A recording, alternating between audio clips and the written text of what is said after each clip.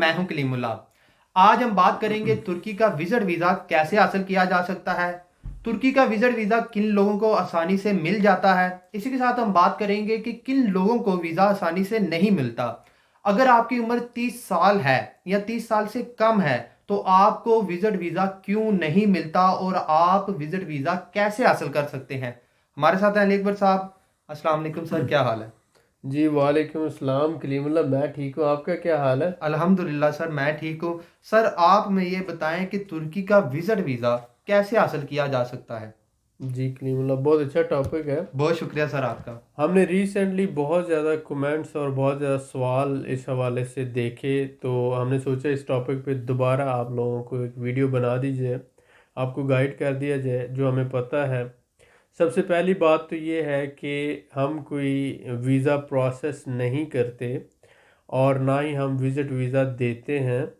लेकिन क्योंकि हमारा इस ट्रैवल सिस्टम के अंदर तकरीबन मैं आधी दुनिया से ज़्यादा घूम चुका हूँ और मुख्तलिफ वीज़ा जो है इमिग्रेशन और वीज़ा के कानून और जो ओवरऑल प्रोसेस है उसको समझते हैं हम, तो इसलिए आप लोगों के लिए एक एडवाइस है कि आप में से बहुत से लोग जब वीज़ा अप्लाई करते हैं तो वो कौन सी गलतियां करते हैं, और जिन लोगों की उम्र 30 साल से कम है जब वो वीज़ा अप्लाई करते हैं तो उनको वीज़ा क्यों नहीं मिलता। तो ये टर्किश गवर्नमेंट ने पिछले कुछ अरसे से ये कानून आप समझ लें बनाया है कि पाकिस्तान से जो 30 साल से कम उम्र के नौजवान हैं जब वीज़ा अप्लाई करते हैं तो मोर देन 80% उनका वीज़ा रिफ्यूज़ कर दिया जाता है। तो ऐसी सूरत हाल में इस मामला से बचने के लिए आपके लिए ज़रूरी है कि आप अपनी फैमिली के साथ अप्लाई करें। अगर आप शादीशुदा हैं तो आप अपनी वाइफ के साथ और बच्चों के साथ अप्लाई करें, और फैमिली के साथ आप वीज़ा अप्लाई करने के बाद जब आपको वीज़ा मिल जाता है तो अगर आप ट्रैवल अकेले करना चाहते हैं तो आप अकेले ट्रैवल कर सकते हैं। लेकिन अगर आप अकेला वीज़ा अप्लाई करेंगे तो ऐसी सूरत में आपके वीज़ा ना मिलने के चांसेस ज़्यादा हैं।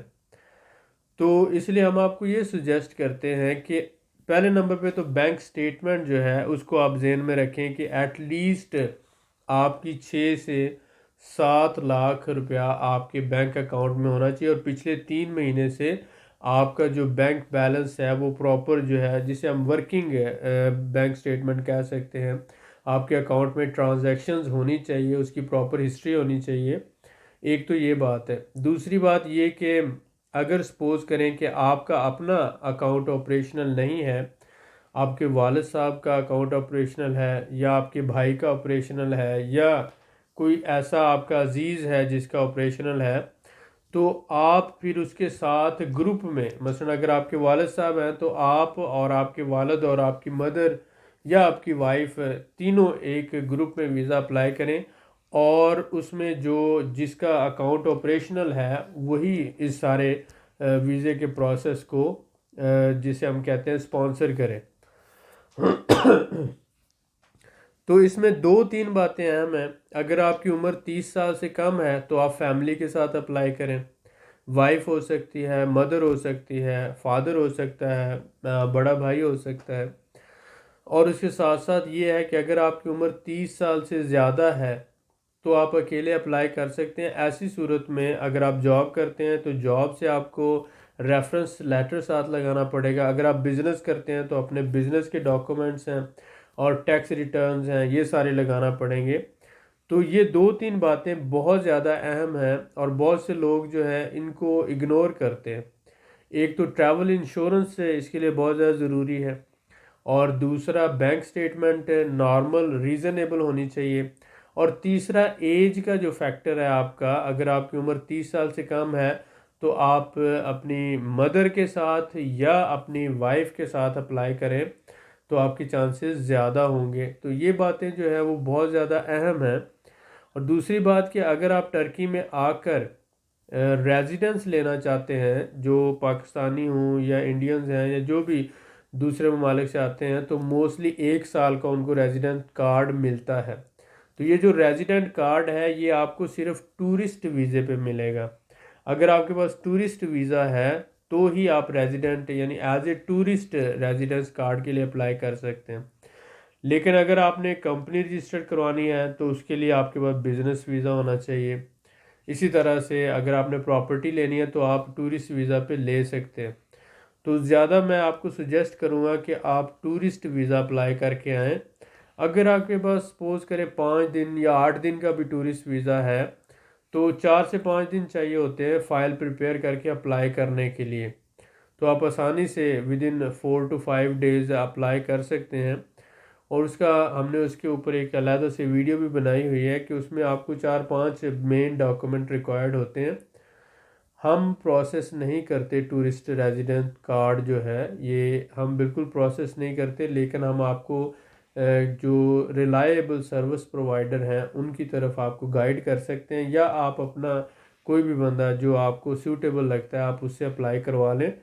لیکن ہم آپ کو گائیڈ ضرور کر سکتے ہیں کہ اس کے لیے آپ کو رینٹل ایگریمنٹ چاہیے ہوتا ہے، اور اس کے علاوہ ہیلتھ انشورنس چاہیے ہوتی ہے، اور آپ کا ویلڈ ویزا ہونا چاہیے، اور اس کے علاوہ فائنینشیل جو ہے آپ کے ڈاکومنٹس، اگر آپ بینک سٹیٹمنٹ پاکستان سے آ رہے ہیں تو وہاں سے لے کر آئیں، انڈیا سے آ رہے ہیں تو آپ اپنے کنٹری سے اپنے اکاؤنٹ کی سٹیٹمنٹ لے کر آئیں، تاکہ وہ ایز اے سپورٹنگ ڈاکومنٹس وہ ساتھ لگے گی اور وہ یہ پروو کرے گی کہ آپ کے پاس اتنا فائنانس ہے کہ آپ ٹرکی میں 1 سال تک سٹے کر سکتے ہیں ایز اے ٹورسٹ.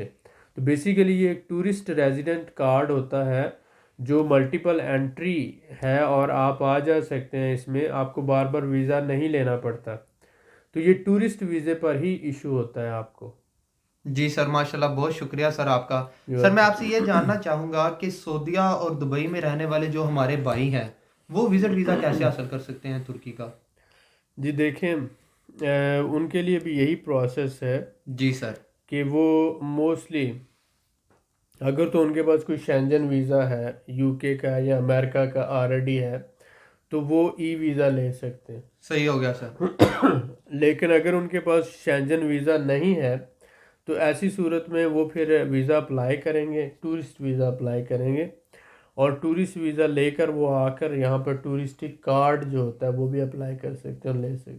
جی سر، بالکل ٹھیک ہو گیا. بہت شکریہ سر آپ کا. سر میں آپ سے یہ جاننا چاہوں گا کہ جیسا کہ آپ نے بینک سٹیٹمنٹ کی بات کی تو بہت سے لوگ یہ سوال کرتے ہیں کہ بینک سٹیٹمنٹ کتنی ہونی چاہیے اور کتنے ماہ کی ہونی چاہیے؟ دیکھیں، بینک سٹیٹمنٹ اگر آپ پاکستان سے ٹریول کر رہے ہیں تو ایک سمپل میں بات کروں گا. سپوز کریں آپ کا 10 دن کا ٹریول ہے، جی سر. تو اس 10 دن کے اندر آپ کا جو خرچہ ہے آنے جانے کا، ٹکٹ اور سٹے اور کھانے پینے کا، 2.5 سے 3 لاکھ روپے آپ کا خرچہ ہو سکتا ہے. تو اس حساب سے ویزا آفیسر یہ دیکھتا ہے کہ آپ کے پاس سفیشینٹ فنڈز موجود ہیں کہ آپ ایز اے ٹورسٹ جا رہے ہیں. منیمم اگر کہیں تو 6-7-8 لاکھ، اس سے زیادہ ہوں یعنی 6 سے اوپر ہوں تو ہی آپ ایز اے ٹورسٹ جا رہے ہیں. اگر آپ کے پاس اکاؤنٹ میں ہی 3 لاکھ ہے یا 4 لاکھ ہے تو 2.5-3 لاکھ روپیہ تو آپ کا آسانی سے ٹکٹ اور یہ سارا ٹریول اور کھانے پینے کا، تو وہ یہ کہے گا کہ یہ بندہ اس کے پاس تو فنڈز ہی اتنے نہیں ہیں کہ یہ ایز اے ٹورسٹ پرپز کے لیے جا سکے. تو اس لیے وہ زیادہ ڈاؤٹ فل ہو جاتی ہے صورتحال. تو جتنا آپ کا خرچہ ہونا ہو کم از کم اس کا 3 سے 4 گنا زیادہ آپ کے اکاؤنٹ میں ہونا چاہیے. سپوز کریں آپ کا 2 لاکھ خرچہ ہونا ہے تو اس کے علاوہ 4 سے 5 لاکھ اس کے علاوہ آپ کے اکاؤنٹ میں ہو تو آپ کے لیے زیادہ آسانی سے ویزا مل جاتا ہے آپ کو. مثلا سپوز کریں آپ کینیڈا جا رہے ہیں تو کینیڈا اگر آپ کا 10 لاکھ خرچہ ہوتا ہے آنے جانے کا، رہنے کا، کھانے پینے کا، تو اس کا مطلب یہ ہے، سپوز کر لیں، میں مطلب یہ نہیں کہہ رہا کہ اتنا ہی ہو سکتا ہے 5 لاکھ آپ کا یا 6 لاکھ خرچہ ہو جائے. اگر 6 لاکھ ہوتا ہے تو اس کا 4 گنا زیادہ آپ ایکسٹرا یا 5 گنا زیادہ ایکسٹرا یعنی 30 سے 35 لاکھ آپ کے اکاؤنٹ میں ہے پر پرسن، تو آپ کو آسانی سے ویزا مل جاتا ہے. یورپ میں اگر اسی طرح سے آپ کا 4 لاکھ خرچہ ہوتا ہے تو 20-25 لاکھ جس کے اکاؤنٹ میں ہے اس کو اگر وہ اپلائی کرتا ہے، ڈاکومنٹ اس کے اسٹرانگ ہے تو اس کو بھی ویزا مل جاتا ہے.